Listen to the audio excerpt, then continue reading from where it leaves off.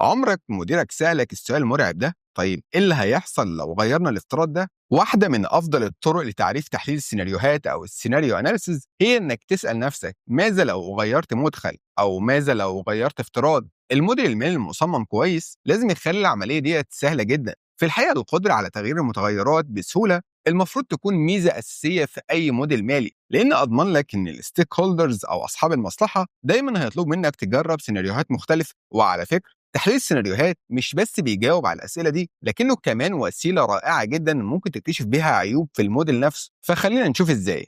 افتح ملف التمرين في إكسل وخليك ماشي معايا. اللي قدامك دلوقتي موديل كامل لحساب تكلفة دورة حياة السي ار ام. الرقم الرئيسي هنا هو صافي القيمة الحالية اللي هو الان بي في ماينس 5.98 مليون دولار. طيب ايه المتغيرات اللي بتأثر على الرقم ده؟ وهل سهل نغيرها؟ مثلا في الصف السادس هتلاقي معدل الخصم 16%، والرقم ده جاي من شيت البيزنس رولز.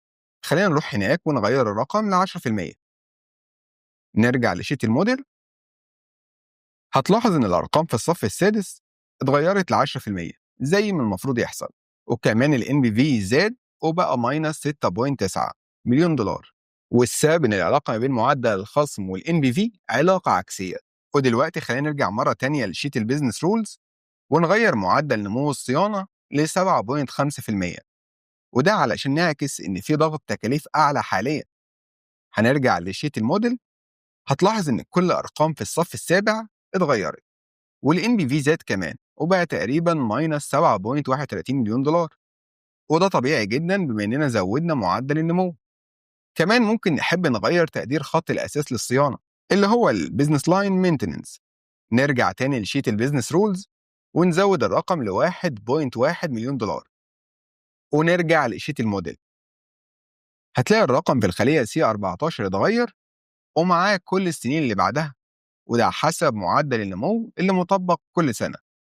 وكمان الان بي في زاد اكتر وبقى ماينس 8.29 مليون دولار. واضح جدا النتائج ماشيه زي ما هو متوقع. فتحليل السيناريوهات اداه قويه جدا بتخليك جاهز لكل اسئله ماذا لو، او بنصحك تعمل التحليل ده قبل ما تقابل الستيك هولدرز، لان ده هيسيب انطباع قوي جدا عندهم. فلو نفسك تبقى جاهز لاي سؤال ماذا لو في الاجتماعات وتبهر مديرك وزمايلك، اعمل لايك للفيديو وشير الفيديو مع اصحابك، وما تنساش تتابعنا علشان يوصلك باقي الشرح. اشوفك الفيديو اللي جاي. سلام.